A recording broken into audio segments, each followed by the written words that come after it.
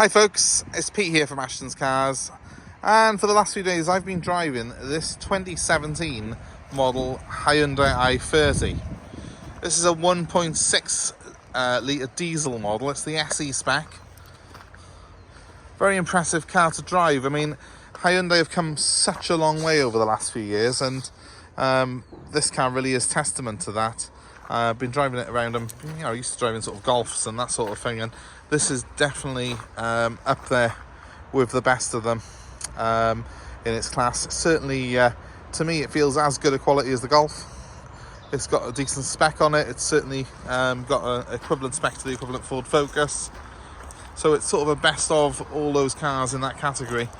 Plenty of space in it, plenty of comfort on board, and even though it's a 1.6 diesel, which is built more for economy than performance, I found that it performs extremely well. I will say that the SE model that I've got here has got a very good spec on it. Obviously, I haven't driven the more basic versions of this car, but with the SE you get the cruise control. It's also got a lane depart feature as well, which is just a safety feature on there. It's got a collision avoidance system on it. It feels a very well thought out car. It's also got the nice touchscreen display, which you tend to get on most of these sort of medium-sized hatchbacks these days. And on here, it's a very, very clear, nice and easy to use interface with that.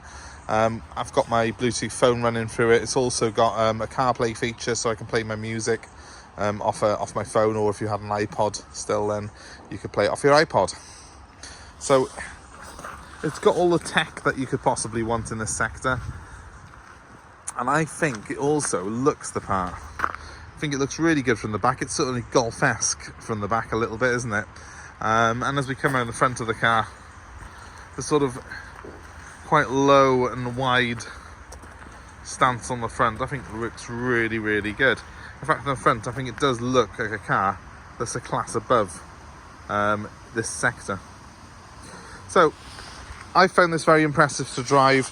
The particular model that I've got here has done 53 and a bit. We may as well call it 54,000 miles.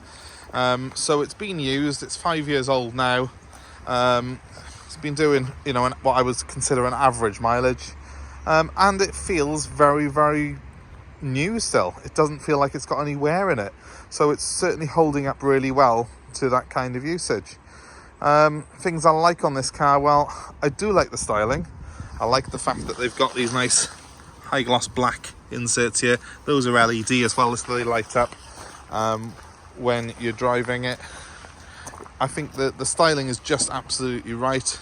It, I guess, looks like a lot of other cars on the road, but that's actually a good thing with these Hyundais. I think they've become more mainstream in their design, and that's got to be a good thing, really. I think that the other thing that I really love on Hyundais as someone who owns a garage is that we do not tend to have any real issues with these cars mechanically ever.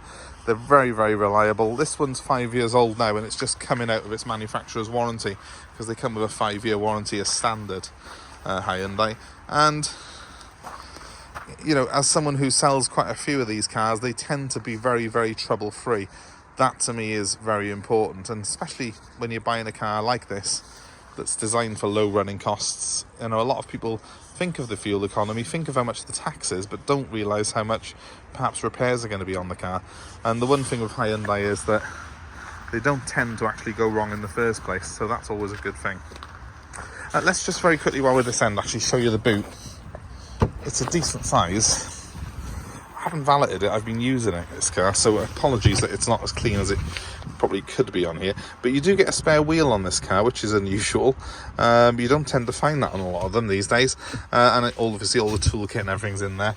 It's quite a high boot floor, this. It does feel like I think you could probably drop it down a little bit, because there is a recess, as you can see, under there, even before the spare wheel. But plenty of space, I guess, under that floor if you wanted to put tools and stuff under there and hide them away from sight. So, coming to the rear of the car, it's good size. I mean, it's got electric windows, it's got very comfortable looking seats, which are in good condition. As I say, they have stood up well to the test of time. And it's got a nice fold down armrest by here with some cup holders in it. You also note that there's also room for a bottle or cup holder in the door pocket as well. Very important if you've got kids in the back and you want to put bottles and cups and stuff like that. There's plenty of space for them in the back of the Hyundai. Moving on to the front of the car. Now again, please excuse the fact I have actually been using this car, but I mean, that's good news for you because I can give you a pretty honest test drive of it.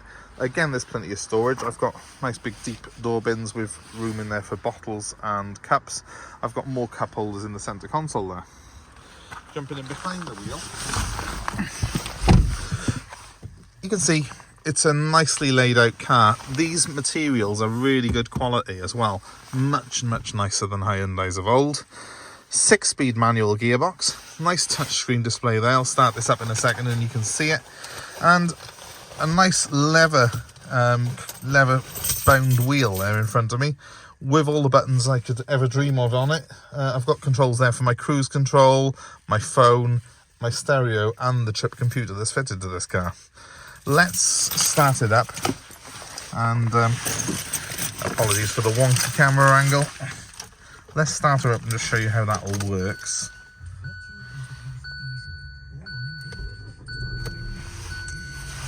So you can see I've also got a digital speedometer on that, but I can change that for various displays, and it's got like a trip computer that also goes on that screen there. The main screen is this one here. I've got quite a detailed sort of system here with the phone. I've got all my contacts uploaded onto it. I've got the media. Sorry guys, bit of a classic schoolboy error there, because I start playing around with the stereo system in here, and all of a sudden I've managed to connect my phone to it and cut the video off. What I was trying to demonstrate is it's a nice, easy to use system. I like the fact it's got these buttons on the outside of it. They obviously mean that you can just touch without having to fiddle too much, get to the main bits you need to, the radio, the media, the telephone. But it is a full touchscreen system as well, so I can use this if I need to, but I'm frightened to touch the knee now in case I cut you off again, so I'll just leave it be on the radio. The dials, again, are very clear, very easy to read. As you can see, the car's done 53,991 miles, so we may as well call it 54, although I am going to put it away shortly and stop using it. And we've got some cruise control buttons on this side of the wheel, some stereo buttons and phone buttons on that side. They're easy to use. I've been using the cruise all the time because I find it an absolute godsend. Ventilation controls, the ventilation's really good on this car as well, and they're very simple and easy to use. Again, I like the fact they've got nice big bold buttons because I can just hit them along while I'm driving. It's stupid little things like that I think make it a bit more pleasant, this car, because when you've got to go into that touchscreen and use the touchscreen to control your heating controls, it does get a bit tricky, you know, and that's dangerous. You're not allowed to touch a mobile phone while you're driving. You are, though, we're able to go into the sub menu for the sub menu that controls the heated seats on a Jaguar XF, you know, and I find that quite ridiculous.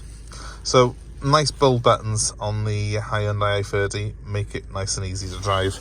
Two 12-volt sockets down here, as well as an auxiliary and a USB. I've got my phone plugged in through the USB at the minute. The car has got parking sensors to the rear, and it's also got, I'll show you this because this won't cut the phone off, it has got a reversing camera as well, which is very, very good. Plenty of features then to sort of make this car a really pleasant sort of place to be, and just a nice interior layout to it. It's nice and simple. It's got a normal handbrake, which I like, a normal key, which I like. There's nothing too complicated about it, but it's all been put together really well and well thought out. So, you know, really good kudos to Hyundai, I think, on this car for making a car that does exactly what you need it to from this sector. It is as well Euro 6 compliant, this car as well. So this car is ULEZ compliant. You don't pay to go into London with this car, or Birmingham or Bristol or any of these other cities that have now got congestion charges. So that to me is a massive bonus, because a lot of diesel cars are not compliant with that system. So there's a lot of people in those cities now having to buy petrol. Well, if you do want a diesel and you live in London, the Hyundai I30 that I've got here with a 1.6 diesel on it is compliant. That, by the way, is not standard. That's a nice magnet for my phone to sit on when I'm driving along. So, but it's quite handy to have. I do recommend them. Other little things I could tell you about it. Well, when you lock it, the mirrors fold in electrically. They fold out again when you open it. I like that. It's automatic on this car as well, that it does that. So that's quite a nice little thing to have. And well, I think she's just a very good looking car personally. It's running at the moment as well, and you can hear it's very, very quiet, that car is. I've got the lights, the daylight running lights are switched off at the moment on this car, but you can switch them on. It has got LED lights that come on those front displays if you want them on while you're driving. It's just on the menu system. So I recommend this car in this sector. It's not the obvious choice. I know you probably automatically think Vauxhall Astra, Ford Focus. I personally think this is a better car than both of them. I think it's actually more on par with the Golf of this era. So, and we've got a Golf sat just behind it there, which I've been driving also, so I can sort of give you a pretty accurate sort of comparison, and I think they're on par with each other. If you're interested in this particular car, it's available for sale on 07932 873 646. Just give me a call if you're interested in it. I'll be happy to help you, happy to take your old car as part exchange, and also I'm able to deliver this car anywhere in the UK. Obviously, give us a like, a share, subscribe please to our channel. You'll see a link on screen for that right now. Give us a little click on that. You'll be updated for new cars that we have arriving in, and also car buying advice like this. And the number to ring if you're interested in this particular car, I'll give you one more time, 07932 873 646. Thanks ever so much for watching our video. I hope it's been of help to you. Hope you like the Hyundai I30. Please feel free to comment below and let us know of your own experiences if you've had one of these cars. But for now, thanks for watching. Have a great day. Bye for now.